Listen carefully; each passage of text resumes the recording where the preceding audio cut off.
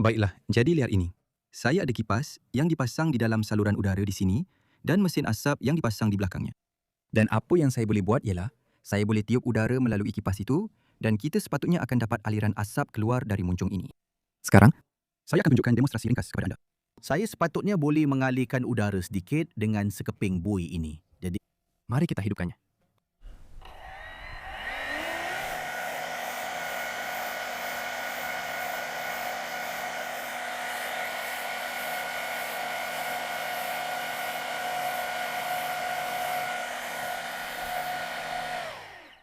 okey, jadi harapnya anda boleh nampak asap itu dialihkan oleh sekeping buih itu.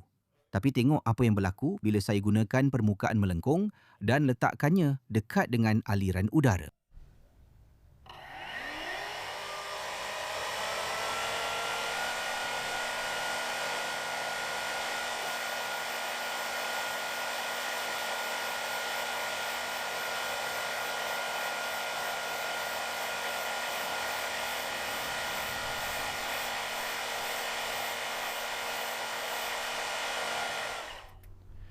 Anda sepatutnya dapat melihat dengan jelas udara ditarik ke bawah di sekeliling bahagian luar lengkungan itu. Dan ini disebabkan oleh satu kesan yang dipanggil kesan kuanda. Jadi, apakah itu kesan kuanda? Apabila udara atau mana-mana benda liar lain keluar dari muncung pada kelajuan tinggi, ia akan menarik molekul-molekul di sekeliling bersama-sama ketika ia tersebar ke dalam udara sekeliling yang pegun. Tetapi apabila satu permukaan diletakkan berhampiran dengan aliran itu, udara di antara permukaan dan aliran laju itu akan turut ditarik bersama. Ini menyebabkan zon tekanan rendah terbentuk di antara udara yang bergerak laju dan permukaan itu. Dan udara atmosfera di sekeliling di atasnya akan menekan ke bawah pada aliran tersebut, menyebabkan ia melekat pada permukaan yang melengkung. Jadi anda mungkin tertanya-tanya, bagaimana saya akan menggunakan kesan kuanda ini untuk menghasilkan tujahan dan mengangkat drone dari tanah? Baiklah, jika anda cari drone kesan cuanda di Google, anda akan melihat banyak hasil yang kelihatan seperti piring terbang. Dan pada mulanya, nampaknya ada baling-baling di tengah yang meniup udara terus ke bawah untuk menghasilkan daya angkat. Tetapi sebenarnya, tiada lubang di tengah-tengah drone jenis piring terbang ini. Sebaliknya, aliran udara dari kipas itu mengalir di bahagian luar kubah dan mengikuti lengkungan luar disebabkan oleh kesan kuanda. Sekarang, benda-benda ini memang menarik, tapi saya sebenarnya tidak nampak gunanya meletakkan kubah berbentuk mangkuk di bawah kipas. Anda juga boleh biarkan sahaja udara dari kipas itu mengalir terus ke bawah. Jadi, daripada menggunakan kipas, saya mahu gunakan impeller yang pada dasarnya akan meniup udara terus keluar secara mendatar dalam bentuk cakera dan menggunakan kesan kuanda supaya udara itu mengikuti bahagian luar lengkung kubah. Jadi, mari kita cetak beberapa impeller menggunakan pencetak 3D. Oleh kerana saya tidak tahu jenis impeller yang paling sesuai untuk menggantikan kipas, saya telah mencetak pelbagai jenis untuk diuji. Ada yang tidak dapat menahan RPM motor. Dan ada yang terlalu berat untuk motor itu tangani. Saya akhirnya memilih reka bentuk ini kerana ia agak hampir dengan kipas drone dari segi penggunaan arus. Langkah seterusnya ialah membuat kubah melengkung yang akan dipasang di bawah kipas untuk mengalihkan udara ke bawah bagi menghasilkan daya angkat.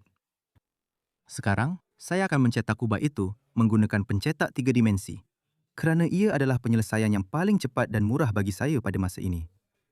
Untuk memastikan cetakan 3 dimensi itu seringan mungkin, ia perlu berongga. Tetapi hampir mustahil untuk mencetak ini menggunakan pencetak 3 dimensi FDM biasa kerana terdapat bahagian tergantung yang sangat besar di bahagian tengah. Dan walaupun dengan bahan sokongan, ia akan menjadi sangat sukar untuk dicetak dengan lapisan yang begitu nipis. Jadi saya telah mencetak kubah ujian ini dalam 2 bahagian. Dan dengan berat 83 gram ditambah lagi dengan garis lapisan yang bersudut tegak dengan aliran udara, ia tidaklah begitu ideal. Jadi rancangan saya seterusnya adalah untuk memotong kubah itu menjadi kepingan seperti kek. Dengan cara itu, saya boleh mencetak kubah itu menggunakan pencetak 3 dimensi dalam 8 bahagian dan menyambungkannya pada hub tengah.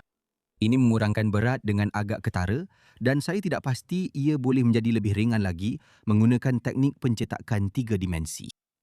Langkah seterusnya ialah memasang motor dan kipas pada kubah dan melihat sama ada udara benar-benar diarahkan ke bawah disebabkan oleh kesan kuanda.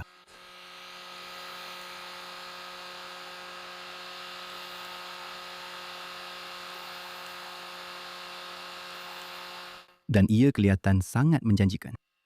Kemudian, saya menyediakan tapak ujian tujahan dengan motor dan kipas drone konvensional untuk mendapatkan data kawalan. Tetapan ini menghasilkan 10.28 Newton tujahan sambil menggunakan 346 watt. Saya kemudian menggantikan kipas dengan pemampat dan memasangnya pada kubah. Ini menghasilkan 1.84 Newton tujahan sambil menggunakan 324 watt. Ini sangat mengecewakan. Tapi sekurang-kurangnya ia nampak hebat dalam gerak perlahan.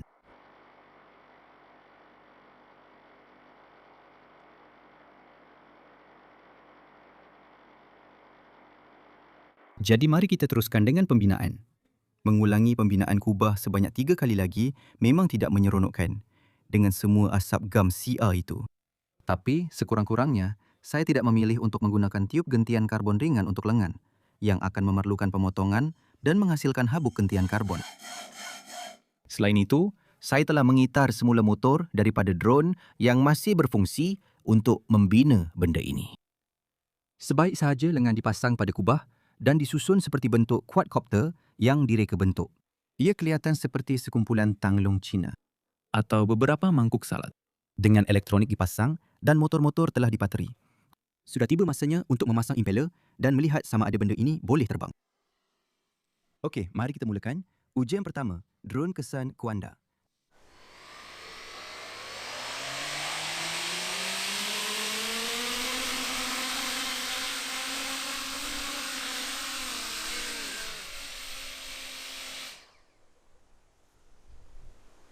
Itu agak menjadi.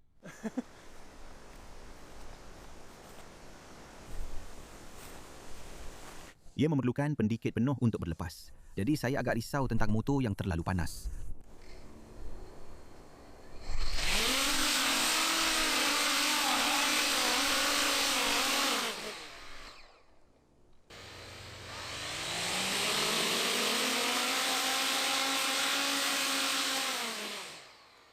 Salah satu kipas pendorong longgar pada motor. Jadi saya akan pergi dan mengatakannya, serta membiarkan motor-motor itu sejuk sedikit. Itu adalah penerbangan yang sangat singkat. Tapi saya rasa motor-motor itu akan menjadi agak panas kerana saya tadi menggunakan pendikit penuh hanya untuk mengangkatnya dari tanah.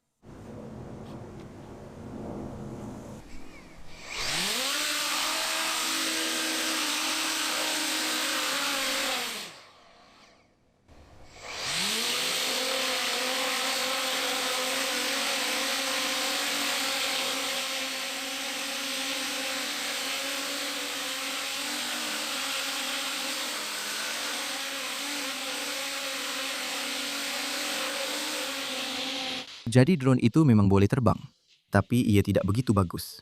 Jumlah berat drone itu ialah 890 gram dan ia hanya mampu menghasilkan kira-kira 750 gram daya tujahan. Jadi ia hanya mampu melayang dalam kesan tanah pada pendikit penuh yang menyebabkan motor cepat panas. Saya kemudian memutuskan untuk mencuba reka bentuk impeller yang berbeza, tetapi tidak berjaya. Termasuk reka bentuk pelik ini yang membuatkan motor lebih sejuk, tetapi langsung tidak meningkatkan daya tujahan.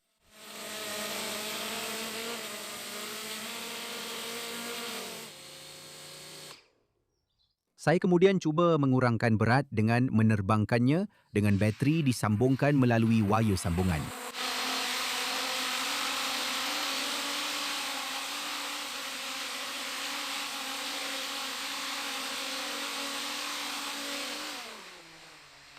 Tetapi sekali lagi, ia masih sukar untuk keluar dari kesan tanah.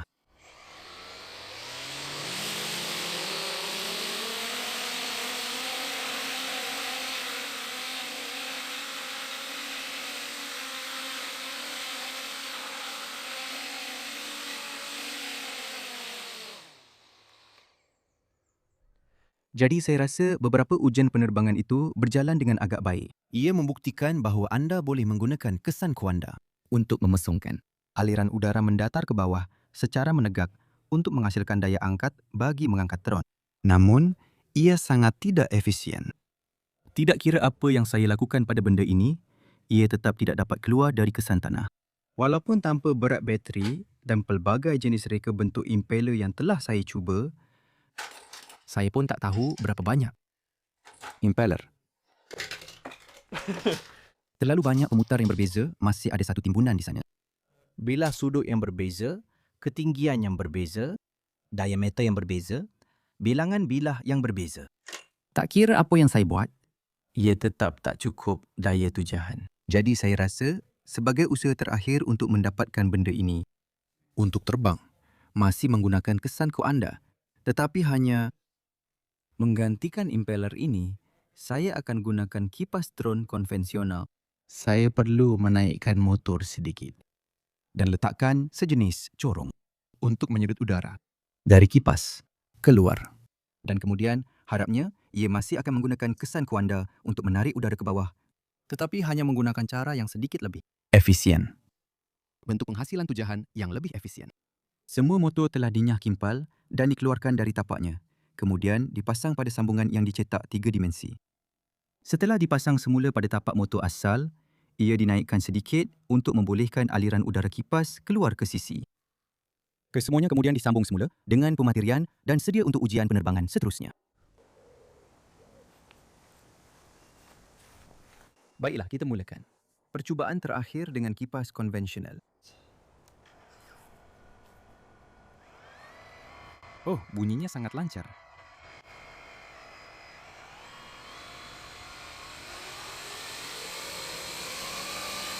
Oh, itu jauh lebih mudah untuk diterbangkan.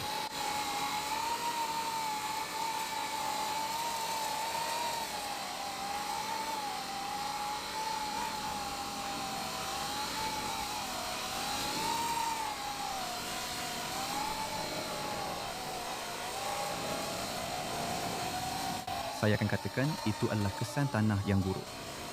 Saya hanya menggunakan kira-kira separuh pendikit, jadi ia terbang dengan jauh lebih baik.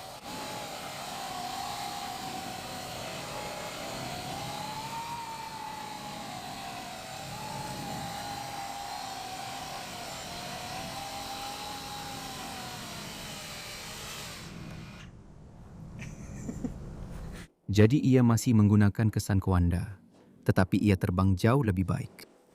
Ia berlepas pada kira-kira separuh pendikit. Oh, saya sangat gembira. Saya gembira, tetapi juga kecewa kerana impeller saya tidak berfungsi dengan baik.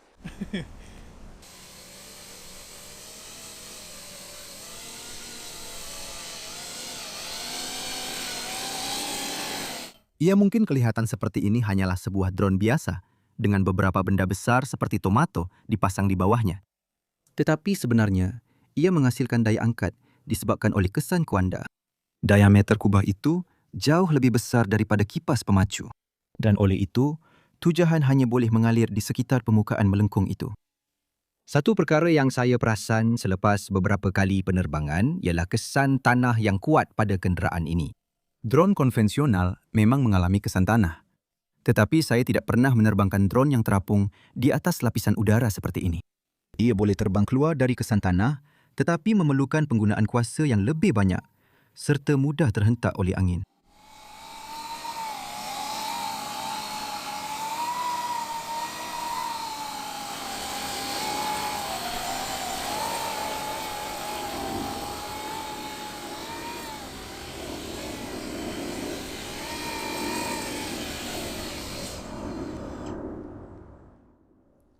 Semasa saya membuat penyelidikan untuk projek ini, saya ada terbaca di suatu tempat bahawa menggunakan kesan kuanda untuk mengarahkan aliran udara drone ke bawah untuk menghasilkan daya angkat sebenarnya meningkatkan kecekapan drone. Yang mana selepas menjalankan projek ini, saya sukar untuk mempercayainya. Walau bagaimanapun, teorinya ialah udara yang bergerak laju di atas kubah mempunyai tekanan yang lebih rendah berbanding aliran udara atau udara pegun di bawah kubah. Dan ini menolak drone ke atas dengan cara yang serupa seperti perbezaan tekanan di atas dan di bawah sayap pesawat berfungsi. Sekarang, ini mungkin boleh dilakukan jika anda mempunyai sistem pendorongan yang sangat cekap, seperti yang direka dengan sangat cekap. Pendesak. Dan juga mungkin kubah bersaiz berbeza. Jika anda meningkatkan diameter kubah, anda akan meningkatkan luas permukaan yang akan menjadikan kesan perbezaan tekanan itu lebih besar. Jadi, ia akan menolak ke atas sedikit lebih banyak. Juga, saya anggap anda perlu membandingkannya dengan drone yang mempunyai berat yang sama supaya berat kubah itu boleh diabaikan kerana jika saya menanggalkan kubah-kubah ini, drone itu akan menjadi jauh lebih ringan. Walaupun jika saya menghasilkan ini menggunakan teknik pembentukan vakum atau gentian karbon atau sesuatu seperti itu, Jisim tambahan itu masih akan mengurangkan kecekapan. Saya andaikan drone itu. juga ciri-ciri penerbangan dalam angin kencang atau kelajuan tinggi mungkin akan menjadi mimpi ngeri dengan benda ini. Ia bukanlah benda yang paling aerodinamik. Saya benar-benar terkesan dengan kesan tanah yang dialami oleh drone ini. Terdapat lapisan udara yang sangat kuat yang ia terapung di atasnya. Dan apa yang saya tertanya-tanya tentang itu ialah, sama ada aliran udara yang datang di bahagian atas kubah dengan drone konvensional, apabila aliran udara itu mengenai tanah, ia akan tersebar keluar. Tetapi dengan ini, saya tertanya-tanya sama ada sebahagiannya pergi ke bawah kubah dan hampir seperti menekan bahagian bawahnya. Saya tidak pasti dengan tepat bagaimana sama ada itu berfungsi, tetapi kusyen udara yang membolehkannya terapung di atas kesan tanah memang sangat kuat. Ia akan menarik untuk melihat sama ada ini boleh diubah suai menjadi hampir seperti hovercraft kesan tanah. Jadi kesan kuanda, kesan tanah, hovercraft, dan juga lihat sama ada itu masih memerlukan gyroskop untuk penstabilan. Kerana hovercraft tidak memerlukan penstabilan aktif. Mereka hanya duduk di atas kusyen udara di atas tanah. Jadi itulah dia, sebuah drone yang menggunakan kesan kuanda untuk pendorongan. Agak mengecewakan kerana impeller ini tidak berfungsi lebih baik daripada yang saya sangkakan. Saya benar-benar mahu membuat benda ini terbang dengan betul dan kemudian membandingkan kecekapan dengan drone konvensional. Namun di pertengahan projek, saya sedar bahawa memang tiada cara pun benda ini boleh dibandingkan dengan kecekapan drone konvensional. Kecekapan sangat teruk. Tapi saya memang banyak belajar dan saya pasti nak teroka lagi tentang kesan tanah ni. Kalau anda suka video ini, akan sangat bagus kalau anda boleh tinggalkan tanda suka di bawah. Kalau anda baru di saluran saya dan nak tengok yang lain, projek drone gila yang lain, sila klik langgan di bawah. Saya ingin mengucapkan terima kasih kepada penyokong saya di Patreon. Kerana menyokong saya di patreon.com, anda semua menjadikan projek-projek ini mungkin. Jadi terima kasih banyak atas sokongan anda dan saya akan jumpa anda dalam projek seterusnya. Selamat tinggal.